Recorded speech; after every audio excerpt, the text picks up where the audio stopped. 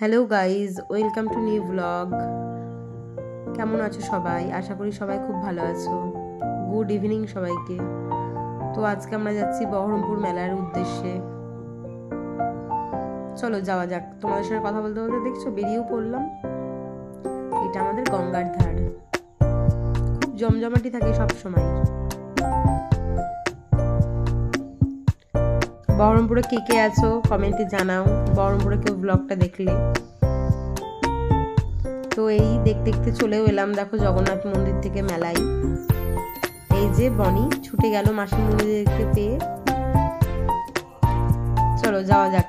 এবার পুরো মেলাটা সামনে থেকে তোমাকে একবার দেখিয়ে দিলাম। এবার টিকিটটা কেটে নেওয়া আসা যাক। এই যে আমি টিকিট কাটতে চললাম। এবার এই যে টাকাটা দিলাম, 8টা টিকিট রিটার্ন দেবে আমাদেরকে। চলো এবার ভেতরে যাওয়া যাক। কত কিছু করে বসেছে দেখো। বহরমপুর মেলায় এমন কিছু নেই যে বসে না। ফার্নিচার থেকে শুরু করে জামা কাপড় সব অল টোটাল। এই যে এটা আমার বোন, দেখলে এক্ষুনি। বিভিন্ন ধরনের আচার বসেছে দেখো, আর খুব টেস্টি হয় এই আচারগুলো। আমি প্রতিবার এই আচার নিয়ে আসি বাড়িতে। এই দেখো, এটা মেন কোর্স খাওয়ার। বিভিন্ন ধরনের পাপড় আছে এখানে, কোনো ধরনের পাপড় নেই তা না, সব ধরনের পাপড় পাওয়া যায় এখানে। ওই দেখো বাচ্চাদের খেলনার জায়গা কত। এখন আমরা এন্ট্রি করলাম। নাগরদোলনা, বাচ্চাদের খেলনা। মেয়ে আছে যেহেতু গাড়িতে তো চাপবেই, তাই না? মেয়ে মাসিমণির সঙ্গে পোজ দিতেই ব্যস্ত, দেখলা? এই যে এরকম অনেক ধরনের বসেছে এখানে। এটা মকটেল কাউন্টার বসেছে। মেয়ের বাইনাতে মেয়ে চেপেও পড়লো। এবার মেয়ে খুব হ্যাপি মেলায় এসে। কার কার বাচ্চা এরকম হ্যাপি হয় মেলায় এসে কমেন্টে জানিও কিন্তু। হ্যাঁ,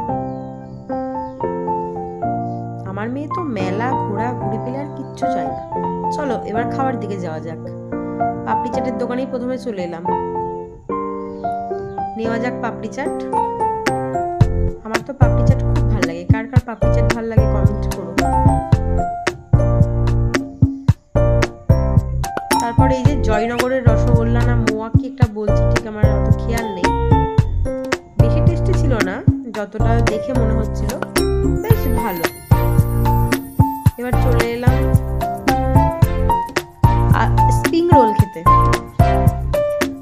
অনেক টেস্টি হয় স্প্রিং রোল। বাড়িতে করলে যতটা না টেস্টি হয়, এখানে ওখানে গিয়ে খেলে তার থেকে বেশি টেস্টি লাগে। এই দেখো অনেক ভিড় ছিল দোকানটাতে, দেখছো? দিতে এত লেট করছিল। অনেকক্ষণ ওয়েট করার পর শেষমেশ এবার দিবে। ওয়াও, গরম গরম খেতে বেশ দারুণ টেস্টি খেতে। চলো যা যাক।